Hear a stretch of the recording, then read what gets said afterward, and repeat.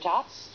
Well, it certainly, we have seen the lack of candor from the Attorney General, and there's been a pattern at the Department of Justice of disregarding the law. And let me say, as someone who served in the Department of Justice, who respects, the Department of Justice is an institution that reveres the law and that has a solemn obligation to follow the law. And when you have the U.S. Department of Justice disregarding the law multiple times, that raises serious concern. Do you think President Obama should ask for Eric Holder's resignation? Yes, absolutely. And I think the reason is this Department of Justice has demonstrated a willingness to disregard the law. Look, if you go back to the Fast and Furious scandal, where the U.S. Department of Justice was responsible for selling guns to Mexican drug cartels, those guns were used to murder hundreds of innocent civilians and at least 2 federal law enforcement officers. Now, Megan, if you or I, you practiced law a long time, if you or I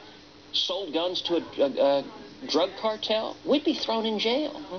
And yet in that case, they basically fired nobody. Ultimately, a couple people resigned, and the desk chairs were shuffled. Right. And we just talked about how in the State Department, in the wake of Benghazi, you have 4 people on paid administrative leave. No one gets fired. Mm-hmm. So far at the IRS, they've asked for the resignation of one guy who was about to leave anyway. Right. And then there was another guy. But the people who are actually doing it, everybody's still in place. Lois Lerner, paid administrative leave. Yep. I know it's hard to fire a bureaucrat, but it can be done, can it not? It certainly can, but there's got to be accountability. I think President Obama needs to take responsibility and needs to tell the truth.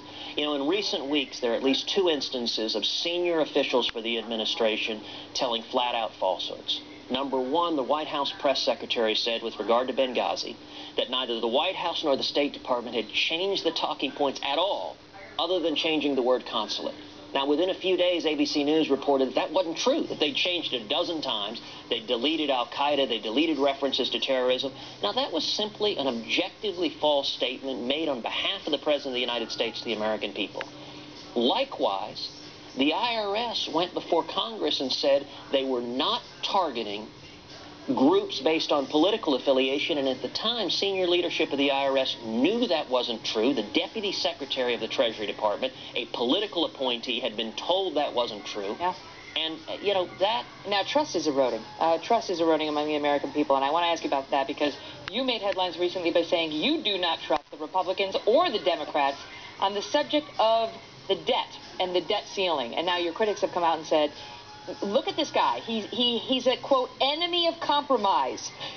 All he wants is all-out political war because he hates both parties. Your response?